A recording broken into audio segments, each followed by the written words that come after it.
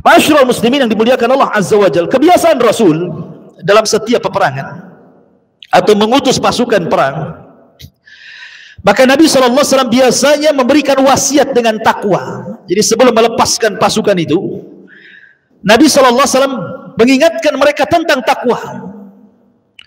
Maka kita juga sama, apabila bukan hanya mengirim pasukan, kalau ada keluarga kita yang safar pun, doanya kan seperti itu kan, ya, astaudiukallah takwa, aku titipkan kepada Allah, mudah-mudahan kau bertakwa sampai tempat, kan itu. Jadi Nabi SAW itu biasa memberikan wasiat sebelum mengirim pasukan itu agar bertakwa kepada Allah dan agar tetap berbuat baik selama peperangan. Kata Nabi SAW, "Ughzu bismillah." Ingat, berperanglah kalian menyebut nama Allah. Ughzu bismillah fi sabilillah.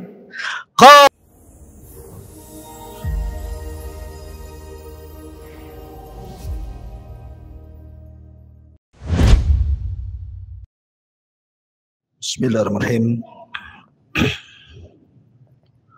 Assalamualaikum warahmatullahi wabarakatuh.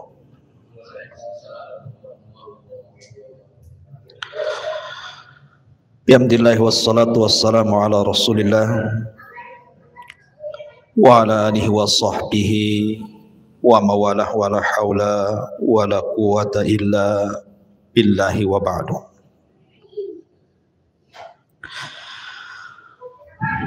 Coba anak-anak itu ditenangkan ya.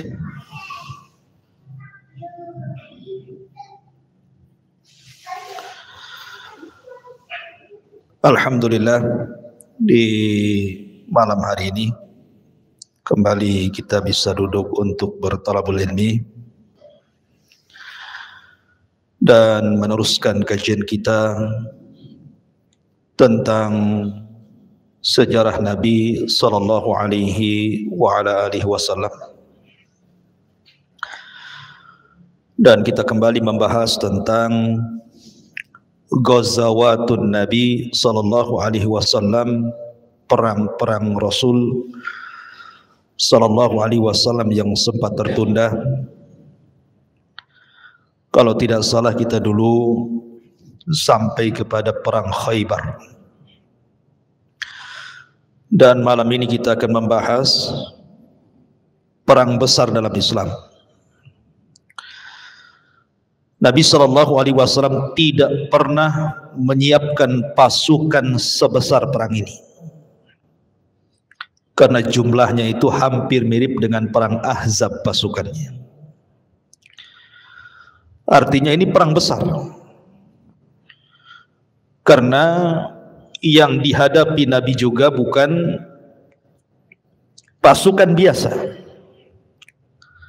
tetapi negara besar, negara adidaya kala itu dari orang-orang Romawi.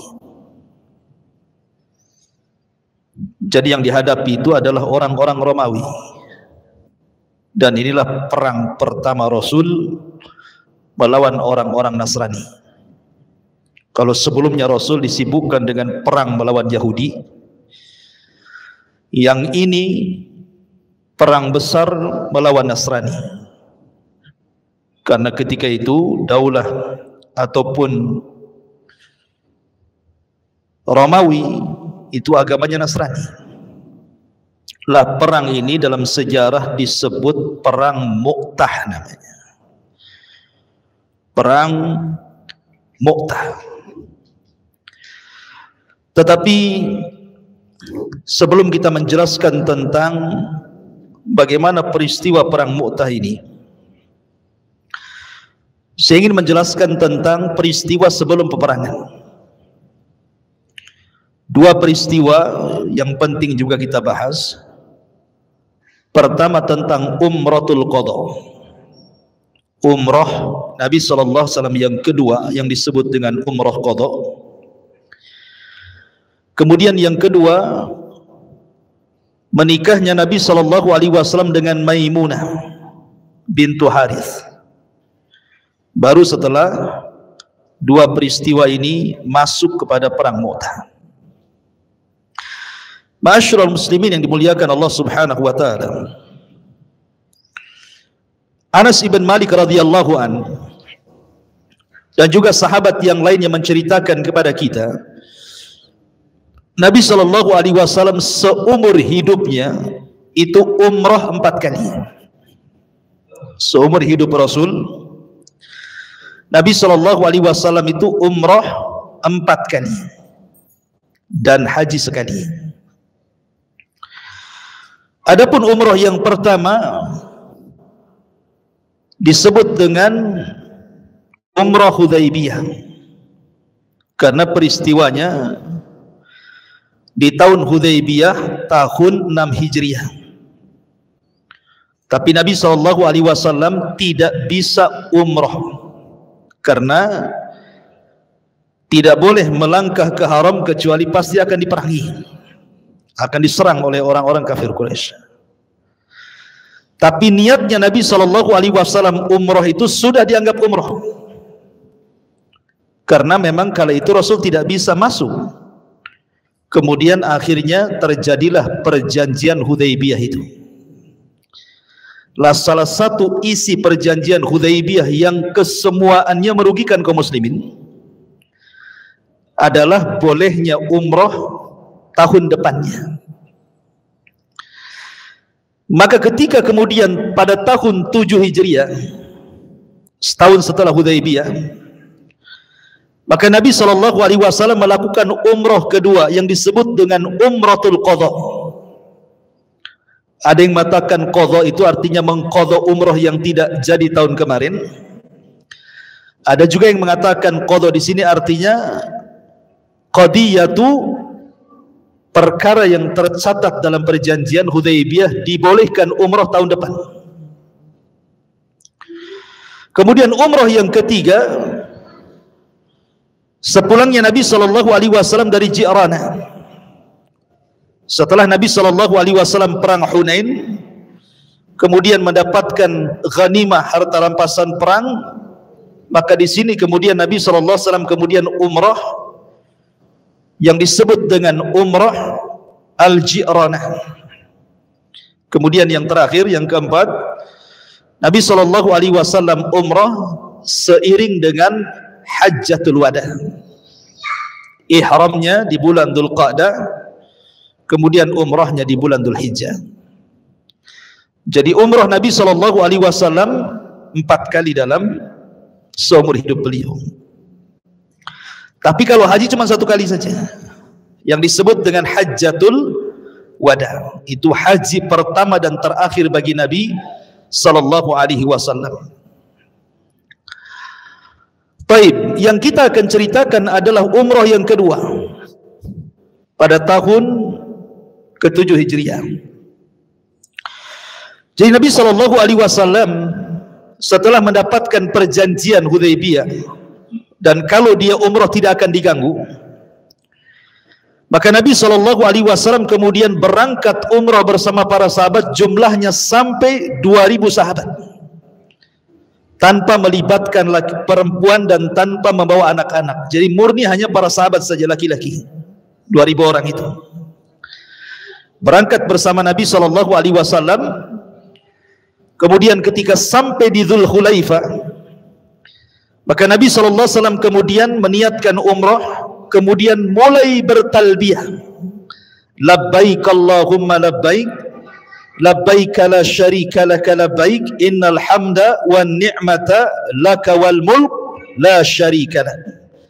Maka bertalbiyahlah Rasul dan para sahabatnya dari Dzulhulaifah menuju Makkah Al-Mukarramah.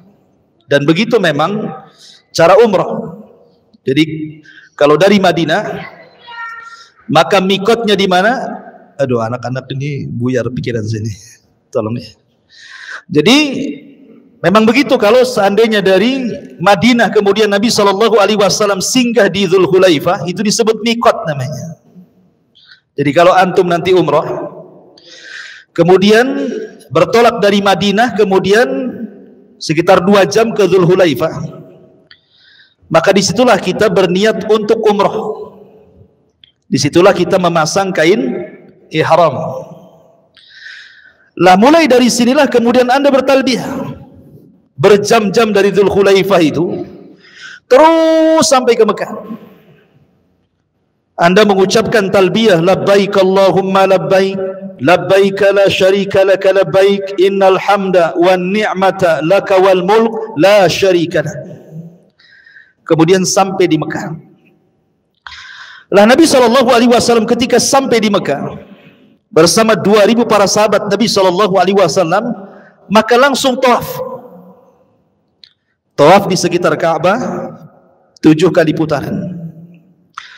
Jadi orang-orang musyrik sekitar Ka'bah itu keluar semua.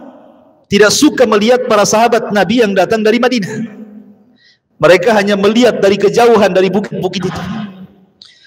Kemudian mereka mengejek Rasul dan para sahabatnya. Dan mereka mengatakan, "Ungzuru, lihat mereka." Mereka sudah terkena humma Yathrib. Yathrib itu nama tempo dulu Madinah, sebelum dikatakan Madinah disebut Yathrib. Dan Yathrib itu dulu banyak wabah. Makanya ayahanda Nabi SAW ketika safar berdagang kemudian singgah di Yathrib, terkena wabah Yathrib dan meninggal. Jadi Yathrib itu dikenal dengan wabah sebelum kedatangan Nabi. Tapi setelah kedatangan Nabi sudah tidak ada wabah lagi, makanya disebut diganti dari Yathrib menjadi Madinah At-Thayyibah. Dengan kedatangan Rasul jadi berkah tuh Madinah tuh. Jadi orang-orang musyrik mengejek, bahwa lihat tuh orang-orang yang terkena humma Yathrib itu, terkena wabah Yathrib katanya. Maka Nabi SAW mendengar bahwa orang-orang musyrik mengejek para sahabat. Rasul SAW memerintahkan para sahabat saat tawaf pertama untuk memperlihatkan pundaknya, diselendangkan. Jadi nampak tenaganya gitu ya. Dikiranya para sahabat itu orang yang kurus-kurus, ceking-ceking. Tidak. Justru kehidupan mereka di Madinah membuat para sahabat gagah berani, kuat, nampak ototnya.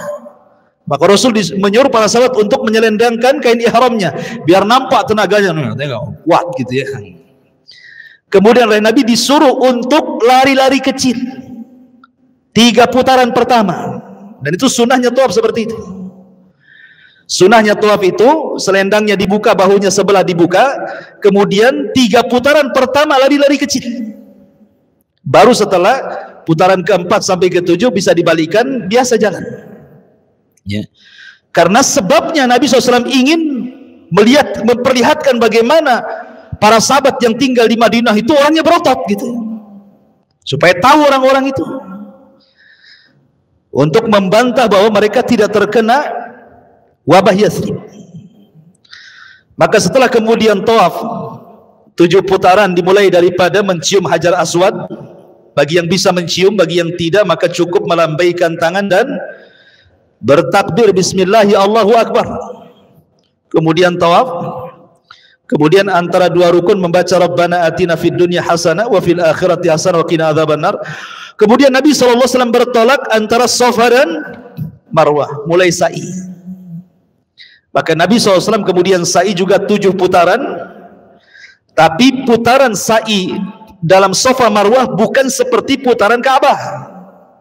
Kalau Ka'bah itu kan 1 kali putaran 1, 2 kali putaran 2. Tapi kalau sa'i bukan seperti itu. Kalau sa'i itu hitungannya pertama dari Safa, kemudian ke Marwah 1, dari Marwah ke Safa 2, dari Safa ke Marwah lagi 3. Gitu maksudnya.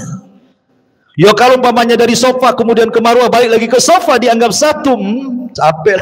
Itu kan jauh itu. Bisa pengkor kakinya. Ya. Artinya bahwa cara menghitung sa'i berbeda dengan cara tawaf.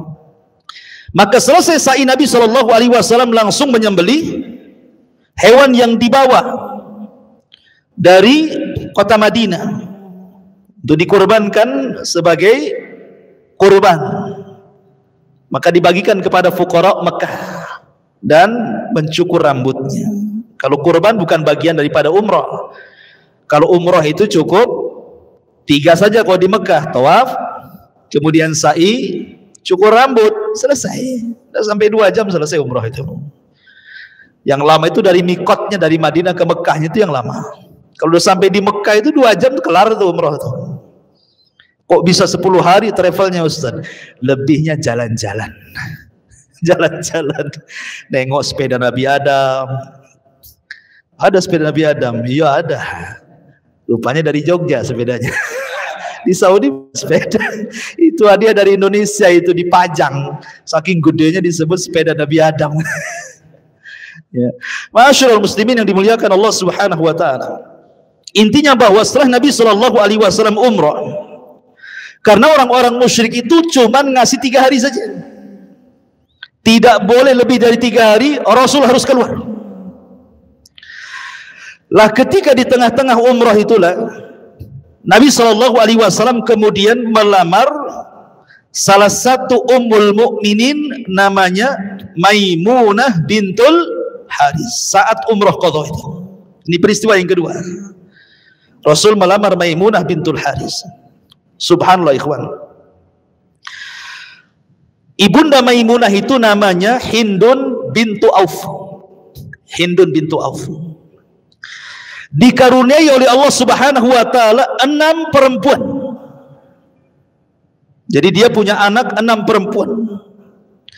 Nabi SAW memuji Hindun bintu Auf ini karena seluruh anak-anak perempuannya disebut oleh Nabi SAW sebagai akhwat al-mu'minat, wanita-wanita yang beriman kepada Allah Subhanahu wa taala. Dan Allah merahmati Hindun bintu Auf di mana seluruh suami-suami dari anak-anak putrinya atau menantunya itu semua orang-orang hebat. Itulah pentingnya seorang ibu ya. Ibu itu madrasatul banat, di dalam madrasah bagi anak-anak. Yang berperan kepada pendidikan itu bukan sekolah, bukan pesantren, tapi ibu. Makanya saya kadang-kadang baca di status gitu kan, anaknya ditaruh di pesantren, kemudian orang tuanya komen di grup pesantren, tolong anak saya Ustadz perhatikan rambutnya, sudah disampo apa belum? Tolong badannya diperhatikan sudah mandi apa belum? Tolong makannya jangan yang pedas-pedas. Tolong Ustadz anak saya itu diperhatikan tidurnya, tolong tasnya itu dijaga juga. Jadi ustadz di pesantren itu bukan hanya ngajar, disuruh untuk jadi baby sister. Subhanallah. Gimana? Coba giliran ditagih SPP ngeles pula. Aduh, belum gajian ustadz. Tapi berat kali tugas. La haula wala quwata illa billah. Jadi memang seperti itu. Harusnya itu pendidikan-pendidikan seperti itu tuh sudah dididik di rumah. Jadi gimana anak itu sebelum mondok sudah dewasa. Jadi sudah bisa mandi sendiri, nyisir sendiri, nyabun sendiri, nyampu sendiri, kan begitu ya. Jadi pondok itu tinggal belajar aja. Ini semua dididik di pesantren gitu ya. Sampai-sampai minta dipoto. Ustaz kalau bisa dipoto lah tuh. Sekali dipoto anaknya paling pinggir. Kok anak saya kejepit Ustaz? La haula wala quwata illa billah. Ini gimana ceritanya ini? Banyak komplain wali murid ini. Tapi kembali. Jadi Hindun bintu Auf ini dikaruniai oleh Allah Subhanahu wa taala 6 wanita. Perhatikan jemaah. 1, Zainab bintu Huzaimah. Lah Zainab bintu Huzaimah itu satu ibu dengan Maimunah. Dua-duanya istri Nabi. Dua-duanya istri Nabi. Zainab bintu Huzaimah dinikahi oleh Nabi Shallallahu alaihi wasallam tetapi tidak punya anak. Kemudian setelah itu Nabi Shallallahu alaihi wasallam menikah dengan Maimunah bintul Haris. Saat umrah qadha yang kita ceritakan ini namanya Maimunah bintul Haris. Nanti kita ceritakan siapa yang Maimunah. Kemudian yang ketiga, anaknya adalah Lubabah al-Kubra. Lubabah ini disebut dengan Ummu Fadl. Suaminya siapa? Pamannya Nabi Abbas, Abbas ibn Abdul Muttalib. Kemudian anak yang ketiga Lubabah As-Sughra, dinikahi oleh sahabat mulia yang namanya Al-Walid ibn Mughirah. Dia dinikahi oleh Al-Walid ibn Mughirah, anaknya kemudian jadi sahabat namanya Khalid ibn Walid. Ya. Al-Walid ibn Mughirah ini orang kafir. Jadi Lubabah salah satu anaknya Hindun bintu Auf menikah dengan Al-Walid ibn Mughirah, punya anak Khalid bin Walid. Siapa yang terkenal Khalid bin Walid? Nanti juga akan ada kisahnya dalam perang yang kita ceritakan, perang Mu'tah ini. Karena Khalid ini tidak pernah terlibat dalam peperangan kecuali di perang Mu'tah perdana. Karena dia kan terakhir masuk Islamnya masalahnya. Jadi setelah orang hijrah ke Madinah baru dia masuk Islam. Makanya perang perdananya inilah melawan orang-orang Nasrani Romawi. Kemudian juga di antara anaknya adalah Asma bintu Umais. Asma bintu Umais ini suaminya siapa? Ja'far, paman Nabi. Ja'far meninggal, dinikahi Abu Bakar. Abu Bakar meninggal, dinikahi Ali lagi. Kemudian dia baru meninggal. Kemudian juga Salma bintu Umais juga dinikahi siapa? Oleh Hamzah. Hamzah juga paman Rasul. Ya kan? Lihat. Ma'asyiral muslimin yang dimuliakan Allah Azza wa Jalla. Jadi Hindun bin Auf ini memang luar biasa. Dia ibu yang merawat anak-anaknya, semua menantunya orang-orang hebat. Lah salah satunya adalah Maimunah bintul Haris. Ini yang kita akan ceritakan sedikit. Lah Maimunah bintul Haris ini dia dinikahi Nabi sallallahu alaihi wasallam saat umrah qadha pada bulan Dzulqa'dah tahun 7 Hijriah. Lah Nabi sallallahu alaihi wasallam ketika melamar Maimunah kemudian menggaulinya, ketika itu salah satu pembesar Aus namanya Sa'd bin Ubadah meminta kepada orang-orang musyrik untuk ditambah 1 hari. Karena kan orang musyrik hanya ngasih 3 hari saja kan. Tolonglah kasih 1 hari lagi biar 4 hari, biar Nabi SAW bersenang-senang dulu dengan istrinya, gitu maksudnya. Bukankah dia adalah Rasulullah dan bumi ini bumi Allah, terserah dia lah mau nambah hari katanya. Tapi Nabi SAW mengingatkan Sa'd bin Ubadah, ini pentingnya tidak boleh mengingkari perjanjian. Kata Nabi, tidak perlu wahai Sa'ad, karena kita sudah terikat dengan perjanjian. Kita umrah hanya 3 hari saja. Makanya setelah 3 hari Nabi SAW kemudian di hari ketiga melamar Maimunah, kemudian menikahinya, kemudian menggaulinya, kemudian pergi ke Madinah. Dan Ummul Mukminin Maimunah ini dikenal orangnya keras kepada agama. Sampai-sampai dia pernah mengatakan kepada kerabatnya yang ketika itu datang ke rumahnya tercium bau minum khamar. Maka Maimunah mengatakan, kalau engkau keluar ke kaum muslimin, kau minum khamar, kemudian tertangkap dan kau didera atau dicambuk 40 kali, kalau itu terdengar ke telingaku, jangan pernah kau menginjak rumahku selamanya. Dan diancam gitu ya, keras kepada kerabatnya itu. Kalau sampai kau ketahuan minum khamar, kemudian tertangkap dan dicambuk 40 kali, jangan kakimu menginjakkan di rumahku. Saking kerasnya itu. Ya, Maimunah ini. Subhanallah, Maimunah ini luar biasa. Dia menikah di Mekah. Di rumah itulah dia menikah dengan Rasul. Di rumah itulah dia berhubungan dengan Rasul, dan di rumah itu pula wafatnya Maimunah. Jadi Maimunah itu wafat di tempat dia menikah sendiri. Dan usianya sudah 85 tahun. Menikah dengan Rasul itu sudah lemah, sudah tua.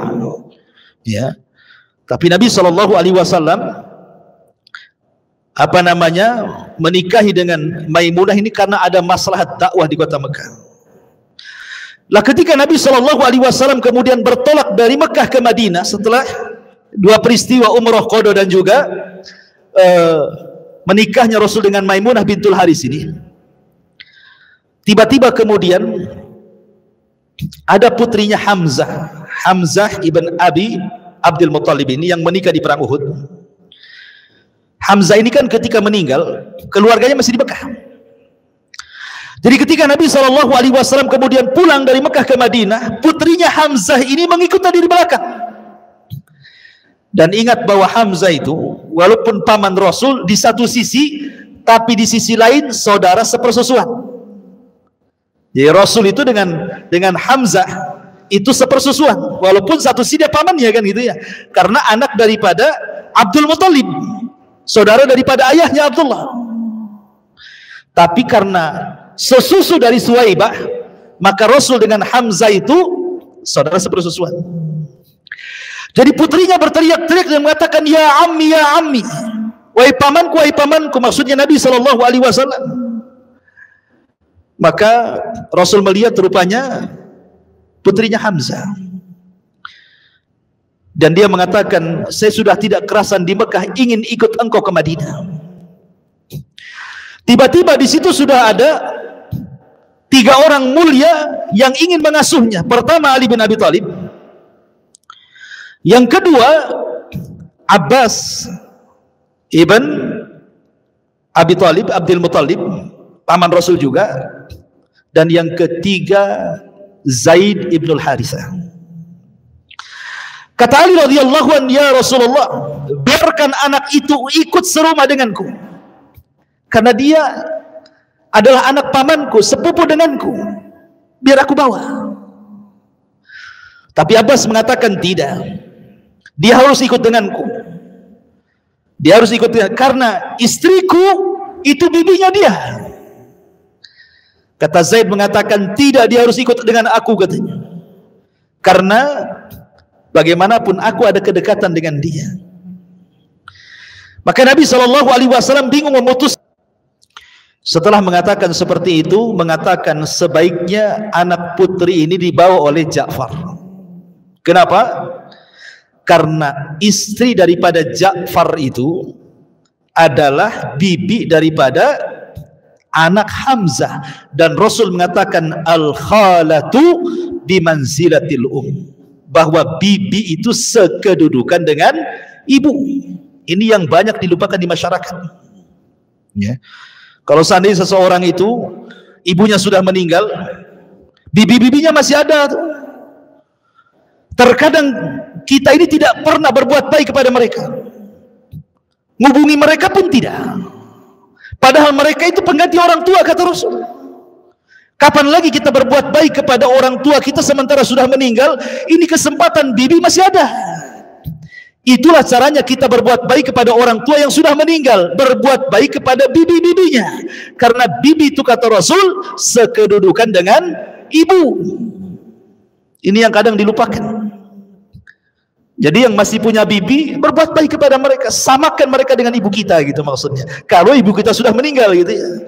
Sebagaimana Rasul kemudian mengatakan kepada Ja'far, wahai Ja'far, kau yang berhak mengambil putrinya Hamzah, karena istrimu adalah bibinya dia, dan bibi itu sekedudukan dengan ibu ya. Ma'asyiral muslimin yang dimuliakan Allah Subhanahu wa ta'ala, maka bertolaklah Nabi SAW dari Mekah ke Madinah. Lah setelah itu ma'asyiral muslimin yang dimuliakan Allah Azza wa Jalla, ada seorang sahabat yang kita kenal, Khalid bin Walid, masuk Islam. Setelah peristiwa ini, Khalid bin Walid bersama satu namanya Amr ibn As, ini dua-duanya pimpinan Quraisy ini. Dalam satu waktu dua-duanya masuk Islam. Kapan itu? Setelah Nabi SAW umrah, dan setelah Nabi SAW menikah dengan Maimunah, kemudian bertolak dari Mekah ke Madinah di tahun 7 Hijriah, Khalid baru masuk Islam. Jadi bayangkan coba, Nabi itu 13 tahun di Mekah, tidak ada hidayah masuk ke hati Khalid, dan Rasul sudah 7 tahun di Madinah baru tergerak ingin masuk Islam. Makanya Khalid itu Islamnya belakangan. Ketika Khalid ini bertengkar, berselisih dengan Abdurrahman ibn Auf. Abdurrahman ibn Auf ini as-sabiqun al-awwalun lah, orang-orang yang masuk Islam di awal-awal di Mekah. Sementara Khalid di tahun 7 Hijriah baru masuk Islam kan. Bertengkarlah Khalid ibn Walid dengan siapa? Abdurrahman ibn Auf. Rasul marah. Marah kepada siapa? Kepada Khalid. Dan mengatakan, ya Khalid, la tasubbu ashabi. Lau anna ahadakum anfaqa misla Uhudin dhahaba ma balagha mudda ahadikum wala nasifa. Khalid, jangan kau celah sahabatku, maksudnya Abdurrahman ibn Auf. Sebab kalau seandainya salah seorang di antara kalian berinfak sebesar gunung Uhud, semuanya emas, tidak bisa menjangkau amalan para sahabat satu mud, bahkan separuhnya pun tidak. Nabi SAW membela Abdurrahman bin Auf. Ma'asyiral muslimin yang dimuliakan Allah Azza wa Jalla. Baru setelah kemudian Khalid bin Walid radhiyallahu anhu masuk Islam, disinilah kemudian Nabi SAW mulai menyurati ke raja-raja. Rupanya ada satu delegasi yang dibunuh. Sebab pembunuhan delegasi surat inilah memicu perang Mu'tah yang kita akan ceritakan. Karena tidak boleh delegasi itu dibunuh, ikhwan. Sampai sekarang tidak boleh. Yang mengantarkan surat delegasi kerajaan ke kerajaan itu dilarang untuk dibunuh. Kalau dibunuh sama dengan ngajak perang. Ma'asyiral muslimin yang dimuliakan Allah Azza wa Jalla. Jadi perang Mu'tah ini adalah peperangan kaum muslimin melawan kekaisaran Bizantium Romawi. Romawi Timur maksudnya. Jadi perang Mu'tah ini berlangsung pada bulan Jumadil Awal tahun 8 Hijriah atau bertepatan dengan 629 Masehi. Lah posisi Mu'tah sendiri itu sebenarnya dekat dengan Baitul Maqdis. Ya, sekitar 80 km dari Baitul Maqdis. Itulah posisi letaknya Mu'tah itu. Lah perang Mu'tah ini terjadi di sebuah tempat namanya Balqa. Balqa daerah Syam sana. Lah Balqa ini adalah wilayah dari kekuasaan Bizantium Romawi. Jadi kayak kita ini Indonesia ini kan ada beberapa daerah gitu ya. Ada Kepri, ada Kalimantan, ada Jawa, macam-macam. Gubernurnya masing-masing. Lah Romawi ini, Bizantium Romawi ini juga punya daerah-daerah. Lah salah satunya adalah daratan Balqa di Syam itu. Daratan Balqa dipimpin oleh Syurahbil ibn Amr al-Ghassani. Lah Nabi SAW berniat untuk menyurati Heraklius, Raja Romawi, untuk masuk Islam. Ketika itu Nabi SAW mengutus Al-Haris ibn Umair Al-Azdi radhiyallahu anhu untuk membawa surat itu ke Romawi, ke Kaisaran Romawi sana. Ketika sampai di daratan Balqa, di provinsi Balqa, yang ketika itu gubernurnya adalah Syurahbil ibn Amr al-Ghassani. Jadi Al-Haris ini menitipkan surat kepada beliau, tolong sampaikan surat ini kepada Kaisar Romawi. Tapi rupanya Al-Haris ibn Umar al-Azdi ini dibunuh oleh Syurahbil ibn Amr al-Ghassani, gubernur Balqa di bawah kekuasaan Bizantium Romawi itu. Dibunuh. Padahal sekali lagi tidak boleh membunuh delegasi. Ini sama dengan ngajak perang. Lah sampailah kemudian pembunuhan delegasi Rasul ini ke telinga Nabi. Marah Nabi. Kok berani-beraninya delegasi dibunuh? Makanya Nabi SAW kemudian mempersiapkan pasukan besar. Tidak pernah Rasul menyiapkan pasukan sebesar ini dari perang-perang sebelumnya. Nabi SAW mempersiapkan pasukan terbaik dari seluruh pasukannya, dan terbanyak 3.000 pasukan disiapkan Nabi SAW. Jumlah 3.000 ini dalam peperangan Rasul ini sudah hebat, karena biasanya Rasul kalau berperang itu di bawah jumlah ini. Ini terbesar yang disiapkan Rasul. Ini hampir mirip dengan pasukan perang Ahzab. Makanya perang ini perang spektakuler gitu ya di zaman Nabi itu. Karena apalagi jarak peperangannya mendekati Baitul Maqdis. Pasukan harus berjalan dari Madinah kemana? Ke Syam. 80 km mendekati Baitul Maqdis. Disitulah letak Mu'tah di situ. Bayangkan, ini kan peperangan yang melelahkan, ikhwan. Rupanya ketika Kaisar Romawi mendengar ada pergerakan dari Nabi SAW, tidak tanggung-tanggung juga Romawi mempersiapkan pasukan berapa? 200.000, 3.000, ya. Ma'asyiral muslimin yang dimuliakan Allah Subhanahu wa taala, kan nggak masuk di akal, ikhwannya, jumlah yang besar sekali kan, macam mana ngelawannya itu sebesar itu. Ma'asyiral muslimin yang dimuliakan Allah Subhanahu wa taala. Tetapi sekali lagi, dalam Islam perang itu bukan hanya mengandalkan jumlah kan. Dan itu disebutkan di dalam Al-Qur'an. Kam min fi'atin qalilatin ghalabat fi'atan katsiratan biiznillah. Berapa banyak kelompok yang kecil mengalahkan kelompok besar karena izin Allah Subhanahu wa taala. Jadi perang Mu'tah ini sebenarnya gabungan antara tentara Romawi itu cuma 10.000 saja, 100.000 pasukan saja. Yang 100.000 pasukan itu gabungan dengan orang-orang musyrik Arab yang mereka tidak suka dengan Nabi. Mereka tidak suka dengan Nabi SAW. Makanya kemudian bergabung bersama orang-orang Romawi sehingga jumlahnya menjadi 200.000 orang. Tentara kaum muslimin sekali lagi hanya 3.000. 3.000 melawan 200.000. Itu 1 banding berapa? Enggak ada bandingannya. Ma'asyiral muslimin yang dimuliakan Allah Subhanahu wa taala. Tapi sekali lagi, kemenangan itu bukan dari pasukan, tapi kemenangan itu datang dari Allah Subhanahu wa ta'ala. Ma'asyiral muslimin yang dimuliakan Allah Azza wa Jalla. Maka Nabi SAW mulai mempersiapkan pasukan 3.000 orang.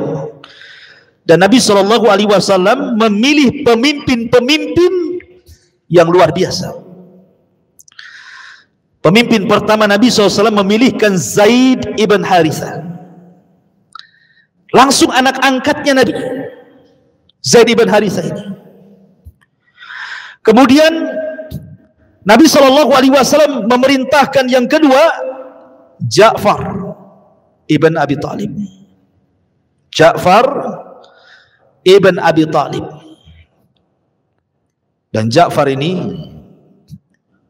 adalah orang yang dijuluki pemilik 2 sayap di sorga. Karena nanti dalam perang Mu'tah itu tangannya terputus.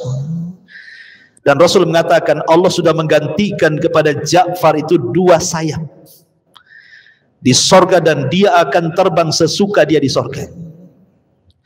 Kemudian Nabi SAW memilih dari kalangan Ansar satu, namanya Abdullah ibn Rawaha. Orang yang luar biasa dalam ibadahnya. Nanti diceritakan sedikit biografi beliau. Inilah pemimpin-pemimpin Nabi SAW. Pertama, Zaid. Kalau seandainya Zaid meninggal, bendera dipegang oleh Ja'far. Kalau seandainya Ja'far meninggal, dipegang oleh Abdullah ibn Rawaha. Dan yang keempatnya tidak disebutkan siapa. Walaupun kemudian dalam peperangan akhirnya bendera itu diambil oleh Khalid ibn Walid dan di tangannya kemenangan. Ma'asyiral muslimin yang dimuliakan Allah Azza wa Jalla, kebiasaan Rasul dalam setiap peperangan atau mengutus pasukan perang, maka Nabi SAW biasanya memberikan wasiat dengan takwa. Jadi sebelum melepaskan pasukan itu, Nabi SAW mengingatkan mereka tentang takwa. Maka kita juga sama, apabila bukan hanya mengirim pasukan, kalau ada keluarga kita yang safar pun, doanya kan seperti itu kan, ya, astaudiukallah takwa, aku titipkan kepada Allah, mudah-mudahan kau bertakwa sampai tempat, kan itu. Jadi Nabi SAW itu biasa memberikan wasiat sebelum mengirim pasukan itu agar bertakwa kepada Allah dan agar tetap berbuat baik selama peperangan. Kata Nabi SAW, "Ughzu bismillah." Ingat, berperanglah kalian menyebut nama Allah. Ughzu bismillah fi sabilillah. Qatilu man kafara billah. Ughzu wala taghullu wala taghdiru wala tumassilu wala taqtulu walida. Kata Nabi SAW, peranglah dengan menyebut nama Allah di jalan Allah. Perangi orang-orang yang kufur kepada Allah. Perangi kalian. Ingat, jangan kalian mencuri harta rampasan perang. Jangan kalian berkhianat. Jangan kalian memutilasi orang yang sudah mati. Jangan kalian membunuh anak-anak, perempuan, atau kakek-kakek yang tidak berdaya, atau tokoh-tokoh agama dalam tempat-tempat ibadah mereka. Lihat bagaimana Nabi SAW dalam peperangan saja Islam itu masih mengedepankan adab. Lihat kalau perang sekarang, tidak ada adab lagi. Kalau perang sekarang ini bukan pakai senjata, udah pakai nuklir, pakai bom atom, pakai macam-macam. Yang mati ya macam-macam lah. Mau anak-anak, mau perempuan, ibu hamil, ibu menyusui, semua mati. Semua mati. Sudah tidak ada lagi aturan perang kan? Islam itu masih punya aturan perang. Makanya kenapa kemudian Allah Subhanahu wa taala berfirman, "Wa ma arsalnaka illa rahmatan lil alamin." Tidaklah kami utus engkau ya Muhammad kecuali menjadi rahmat bagi semesta alam. Akhirnya kemudian setelah Nabi SAW kemudian menyiapkan 3.000 pasukan dipimpin oleh Zaid, disinilah tiba-tiba pemimpin ketiga yang ditunjuk Rasul, Abdullah ibn Rawahah, menangis. Menangis dia. Kenapa dia menangis? Ketika hendak berangkat. Maka para sahabat bertanya, "Wa ma yubkika ya ibn Rawahah?" Wahai ibn Rawahah, kenapa kau menangis? Faqala, maka Abdullah ibn Rawahah mengatakan, "Ama wallah ma bihubbud dunya wala sababatun bikum, walakinni sami'tu Rasulullah sallallahu alaihi wasallam yaqra'u ayatan min kitabillahi azza wa jal yadhkuru fiha an-nar wa in minkum illa wariduha kana ala rabbika hatman maqdiya falastu adri kaifa li bis-sadri ba'dal wurud." Katanya Abdullah ibn Rawahah radhiyallahu anhu mengatakan, "Demi Allah, aku menangis bukan karena cinta dunia, bukan karena aku meninggalkan rumahku, meninggalkan bisnisku, meninggalkan gemerlap keduniaanku dan aku harus mengarah kepada kematian dalam jihad. Bukan itu. Atau bukan karena aku menangis karena boleh jadi mungkin kita tidak akan bersama lagi bersama kalian wahai sahabat-sahabatku. Tetapi aku teringat dengan sabda Nabi SAW, kata Abdullah ibn Rawahah, ketika beliau menyebut tentang neraka. Kemudian Abdullah ibn Rawahah membacakan ayat, "Wa in minkum illa wariduha kana ala rabbika hatman maqdiya." Dan tiada seorang pun dari kalian melainkan pasti akan mendatangi neraka. Maksudnya akan meniti di titian siratal mustaqim. Semua kalian akan melewati itu. Dan titian itu kan bawahnya jahanam. Artinya kita akan melintasi neraka. Semua pasti. Kemudian beliau mengatakan, hal itu bagi Rabbmu adalah sebuah kepastian yang sudah ditetapkan. Dan aku tidak tahu posisiku setelah penyeberangan titian itu. Apakah aku berhasil menyeberang? Ataukah justru aku jatuh dari titian dan masuk ke jahanam? Karena Abdullah ibn Rawahah sudah merasakan bahwa tidak akan selamat dalam peperangan ini. Dia khawatir kematiannya suul khotimah. Makanya dia ingatkan kepada para sahabat Nabi SAW tentang ayat ini. Agar diperbaiki niat kalian dalam berjihad, itu maksudnya. Agar ikhlas. Lillah, karena Allah subhanahu wa ta'ala. Li'ala'i kalimatillah. Untuk meninggikan kalimat Allah subhanahu wa ta'ala. Ketika kemudian Abdullah ibn Rawahah mengatakan seperti itu, maka kaum muslimin berusaha untuk menenangkan Abdullah ibn Rawahah. Kemudian mengatakan, sahibakumullah wa dafa'ankum. Semoga Allah subhanahu wa ta'ala menyertai engkau wahai Abdullah ibn Rawahah dan melindungi dirimu dan kau bisa kembali dengan selamat. Apa kata Abdullah ibn Rawahah? Lakinni as'alur rahman maghfiratan wa dharbatan dhata far'in taqdhifu zabada aw ta'natan biyadai harrana mujhizatan biharbatin tunkidul akhsha'a wal kabida hatta yaqulu idza marru ala jadathi arsyadakallahu min ghazin wa qad rasyada. Kemudian Abdullah ibn Rawaha ini seorang pelantun syair. Dia mengatakan, kata Abdullah ibn Rawaha, tetapi aku memohon ampunan pada Sang Maha Penyayang, dan pukulan dahsyat yang memancarkan darahku atau tikaman dari orang-orang yang haus darah dengan tombak yang menebus usus dan hatiku, hingga orang-orang berkata tatkala melewati kuburanku, semoga Allah memberi petunjuk kepada tentara, dan ia telah mendapatkannya. Artinya Abdullah ibn Rawaha mengatakan, tidak, kalian tidak perlu mendoakan keselamatan karena aku ingin mati di situ. Begitulah para sahabat. Tujuan mereka jihad, memang ingin mati syahid. Karena ada kisah-kisah yang lucu-lucu gitu ya. Ada orang yang ingin perang, tiba-tiba datang ke dukun biar kebal bacok, biar kebal peluru. Datang ke dukun, musyrik dulu baru jihad. Coba, ada orang itu datang ke dukun, tolong dikasih jimat supaya kebal. Lah tujuannya perang itu apa?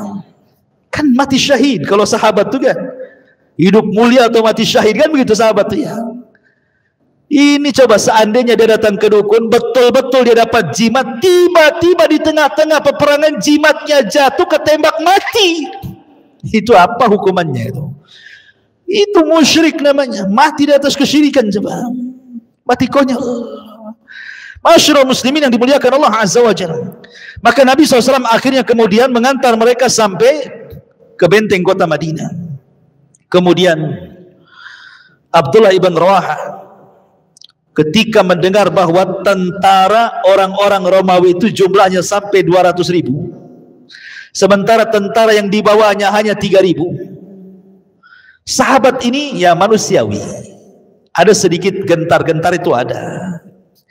Sehingga kemudian sebagian sahabat mengatakan kepada Abdullah ibn Rawaha, naktubu li Rasulillah sallallahu alaihi wasallam fanukhbiruhu bi'adadin aduwina.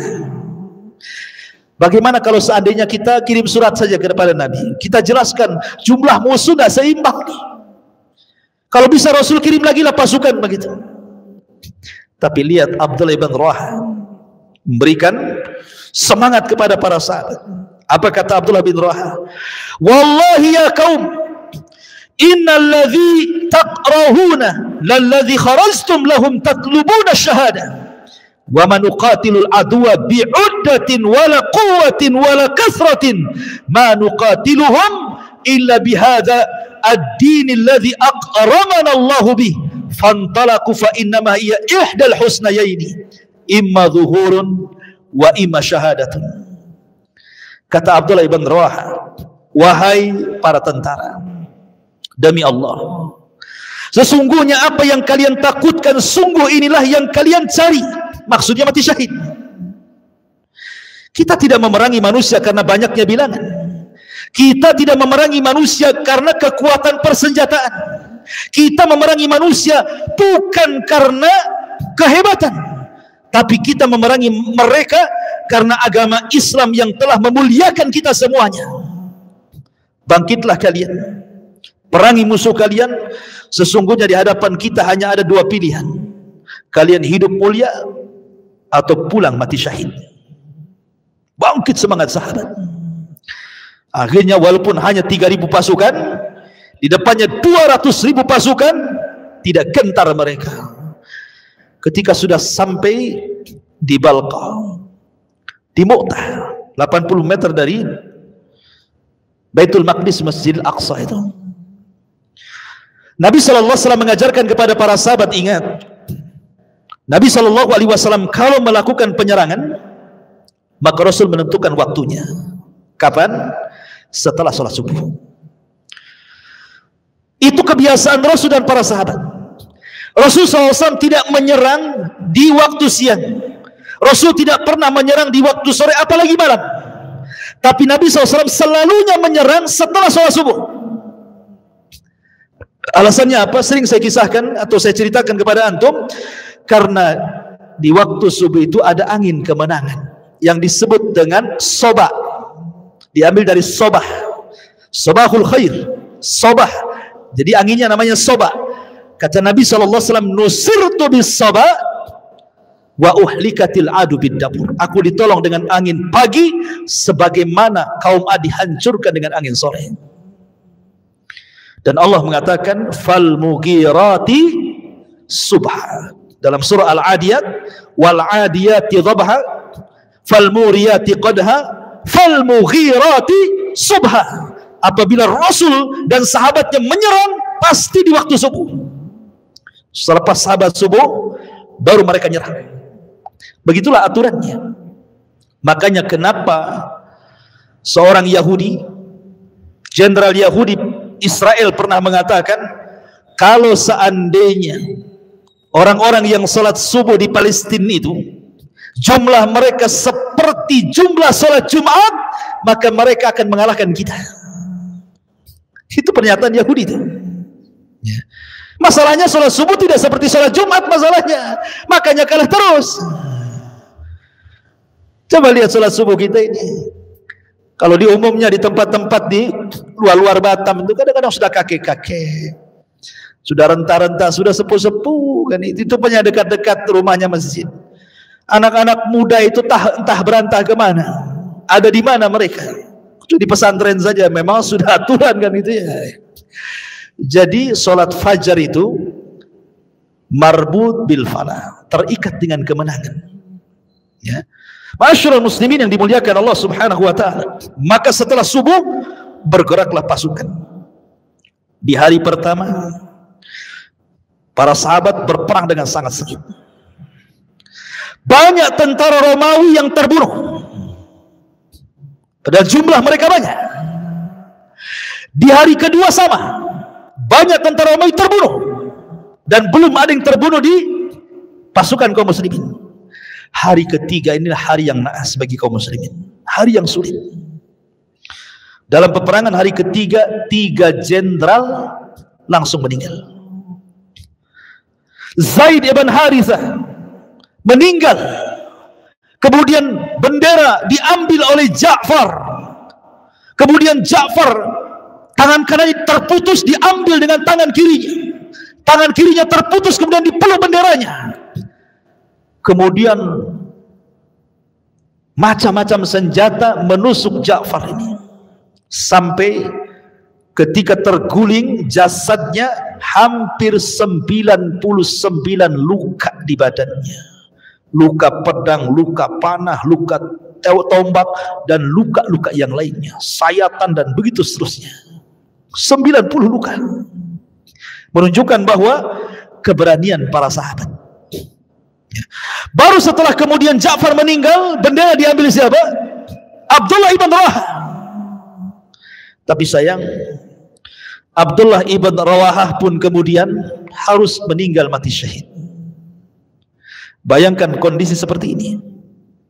Kondisi ketika 3 pasukan ini, tiga jenderal ini meninggal dalam peperangan, sedikit banyak itu membuat ciut pasukan kan? Ya, sedikit banyak membuat ciut pasukan. Padahal strategis peperangan itu sudah luar biasa. Pasukan depan, pasukan belakang, pasukan kanan, kiri, tengah, pasukan inti, dan begitu seterusnya. Memang sudah luar biasa strategisnya itu. Tapi ketika para pemimpinnya kemudian satu persatu mati syahid, otomatis ada sedikit keciutan dari pasukan itu. Makanya kemudian setelah peperangan ini berhenti sesaat, kemudian akhirnya pasukan pun mundur. Kemudian ada seorang namanya Thabit ibn Arqam yang ketika itu memegang bendera sebagai pengganti tiga panglima yang gugur itu. Kemudian mengatakan, ya ma'syaral muslimin istalihu ala rajuli minkum. Wahai kaum muslimin, pimpinan kita tiga-tiganya sudah wafat. Sebaiknya kan harus segera memilih pemimpin untuk melanjutkan perang ini. Akhirnya semua tertuju kepada siapa? Khalid ibn Walid. Padahal Khalid ibn Walid tidak ditunjuk menjadi pemimpin perang, karena itu juga perang perdana masalahnya. Tetapi para sahabat paham siapa Khalid. Di perang Uhud, kenapa kaum muslimin meninggal? Kalah gitu ya. Itu karena jasanya Khalid di tengah-tengah orang-orang musyrik. Dia yang menghabisi para pemanah dari atas dan berhasil memukul mundur kaum muslimin sehingga terjadi kekalahan di Uhud. Siapa penyebabnya? Khalid ketika itu yang memukul mundur kaum muslimin ketika masih musyrik. Dia bisa memutar bagaimana caranya. Makanya Khalid itu luar biasa. Ketika dipilih oleh Khalid, maka disitulah kemudian Khalid membuat strategis luar biasa. Apa yang dilakukan oleh Khalid yang pertama? Dia melakukan penyusunan dan menyatukan kembali barisan pasukan kaum muslimin setelah terjadi porak-poranda. Wajar karena gugurnya 3 panglima yang memimpin sebelumnya. Berusaha untuk menyatukan kembali, memberikan semangat kepada pasukan. Kemudian yang kedua, Khalid melakukan kamuflase. Dia hendak membuat pasukan itu jangan disangka pasukan yang menyerang hari berikutnya itu bukan pasukan yang kemarin, seolah-olah ada pasukan baru. Maka oleh Khalid didandani lagi, seolah-olah bukan pasukan kemarin, ini pasukan baru, padahal itu juga tuh pasukannya. Ya. Dandanannya dibuat baru, benderanya dibuat baru, strategisnya dibuat baru, membuat apa strategi kamuflase bahasa kitanya, supaya jangan disangka ini pasukan kemarin, ini pasukan lain ini, dan itu bisa menggentarkan musuh dengan kepiawaian Khalid ini. Gitu. Kemudian apa yang ketiga, maka Khalid pun menarik mundur pasukan kaum muslimin secara teratur dan terencana tentunya, dengan tujuan supaya mengurangi korban jiwa dari kaum muslimin. Khalid pun kemudian setelah kemudian berusaha memukul mundur, kemudian Khalid pun mundur bersama pasukan supaya jangan dilanjutkan perangnya karena orang Romawi sudah ketakutan dan mereka tidak mengejar juga. Maka Khalid pun kemudian pulang ke Madinah membawa pasukan yang selamat, sebab kalau terus dilakukan peperangan pasti semua syahid, gak imbang dengan pasukan. Maka strategis yang ketiga, sebaiknya Khalid pulang dan mengatur pasukan lain nanti menggempur berikutnya, gitu maksudnya. Tapi sayang kemudian ijtihad Khalid ini akhirnya mendapatkan cemoohan penduduk Madinah, karena ketika pulang warga Madinah itu melempari dengan debu-debu pasukan itu. Subhanallah. Dan mereka mengatakan kepada pasukan itu, ya firar, farartum fi sabilillah. Orang-orang yang lari dari peperangan, kenapa kau lari di jalan Allah, katanya. Tapi Nabi SAW kemudian membela pasukan dan Khalid dan mengatakan, laisu bil firar walakinnahum qurrar insyaallah. Mereka bukan pasukan yang lari dari peperangan, tapi mereka pasukan yang hendak mempersiapkan pasukan yang akan kembali menyerang, kata Rasulullah. Ya, dan itu strategi solid seperti itu. Ma'asyiral muslimin yang dimuliakan Allah Subhanahu wa taala, lah saat peperangan itu ikhwan, Nabi sallallahu alaihi wasallam terutama ketika meninggalnya pemimpin-pemimpin perang, tentu Jibril memberitahu Rasul berada di Madinah kan, sehingga kemudian Nabi SAW berkhutbah di hadapan manusia itu. Jadi Rasul sedang berkhutbah, di Mu'tah sedang perang, satu persatu itu gugur para jenderal itu. Kemudian kata Nabi SAW dalam khutbahnya, ya ma'syaral muslimin, wahai kaum muslimin, as-salatul jami'ah. Salatul jami'ah itu artinya panggilan ketika ada kabar genting, maka panggilannya as-salatul jami'ah, seperti salat kusuf itu kalau sederhana, maka jangan azan, tetapi cukup as-salatul jami'ah. Nanti orang datang dari mana-mana. Kata Nabi SAW, telah sampai kabar kepadaku, telah sampai kabar kepadaku, sesungguhnya Zaid telah meninggal dan dia mati syahid. Mintakan ampun kepada Allah kepada Zaid. Kemudian Ja'far juga telah mati syahid. Mintakan ampun kepada Allah agar dosa-dosa Ja'far diampuni, dan aku bersaksi bahwa dia mati syahid. Kemudian Abdullah ibn Rawahah pun sudah gugur dan dia mati syahid. Mintakan ampun kepada Allah akan dosa-dosa Abdullah ibn Rawahah. Kemudian Rasul mengatakan, dan sekarang bendera sedang dipegang oleh Khalid ibn Walid. Dari mana Rasul tahu coba? Kalau zaman sekarang iya ada WA, tinggal di WA aja Nabi. Zaman dulu bagaimana cara tahunya bahwa bendera dipegang Khalid coba, kalau bukan wahyu kan? Maka Rasul mengatakan sekarang bendera sedang dipegang Khalid ibn Walid, padahal dia bukan orang yang dipilih untuk menjadi pemimpin. Tetapi Rasul mengatakan, Allahumma hadza saifun min suyufika fansur bihi, ya Allah, dia adalah pedang dari pedang-pedangmu, tolonglah dia, menangkan peperangannya. Sejak itulah maka Khalid ibn Walid disebut Saifullah, pedangnya Allah subhanahu wa ta'ala. Karena dalam perang Mu'tah berhasil memukul mundur musuh. Khalid ini memakai serban, di balik serban itu dia menyimpan 3 helai rambut Nabi. Waktu perang Mu'tah serbannya jatuh, maka Khalid kemudian mengambil serbannya sampai harus menghadapi tentara Romawi yang banyak, sampai berhasil mengambil serbannya itu.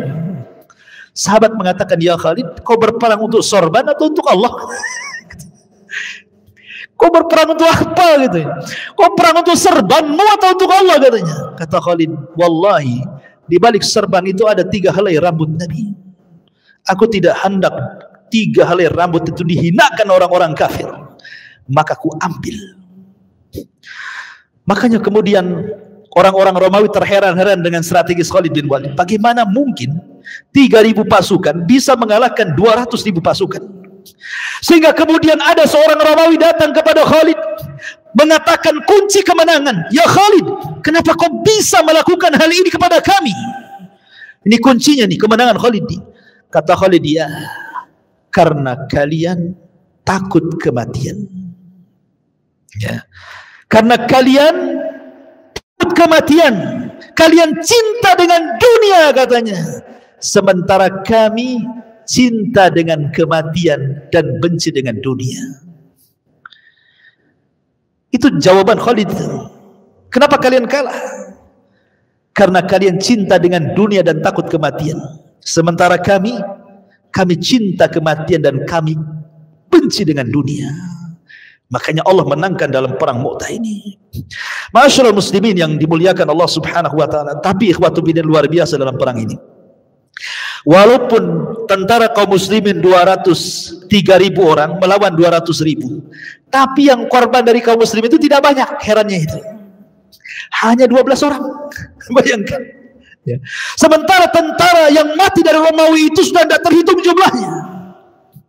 Yang meninggal dalam perang Mu'tah itu disebutkan nama-namanya. Pertama Zaid ibn Harithah, yang kedua Ja'far ibn Abi Talib, yang ketiga Abdullah ibn Rawahah, yang keempat Mas'ud ibn Aswad, yang kelima Wahab ibn Sa'ad, yang keenam Ubad ibn Qais, yang ketujuh Amr ibn Sa'ad, yang kedelapan Al-Haris ibn Nu'man, yang kesembilan Suraka ibn Amr, yang ke-10 Abu Kulayb ibn Amr, yang ke-11 Jabir ibn Abi Sa'sa'ah, dan yang terakhir Amir ibn Sa'ad.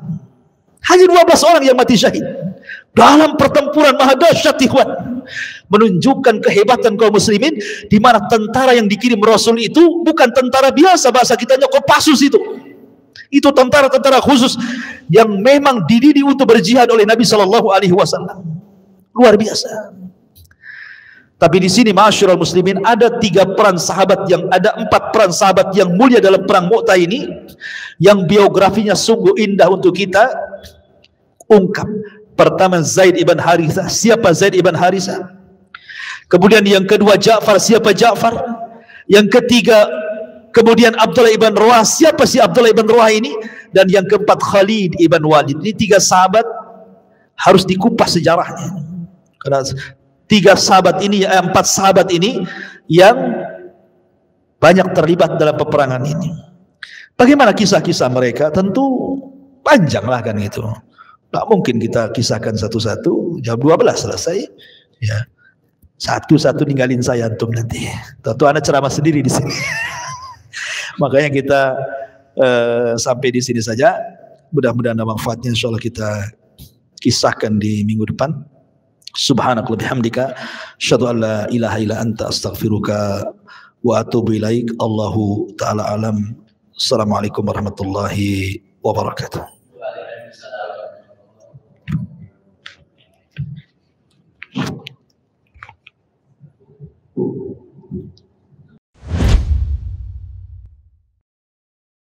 Intinya bahwa tolong berakhlak kepada Allah. Membahas tafsir dari surah Al-Imran. Lahirlah Imam Muslim, Abi Dawud, Tirmidzi, Ibnu Hibban. Jadi ketika Yunus alaihi salatu wassalam terkena undian itu,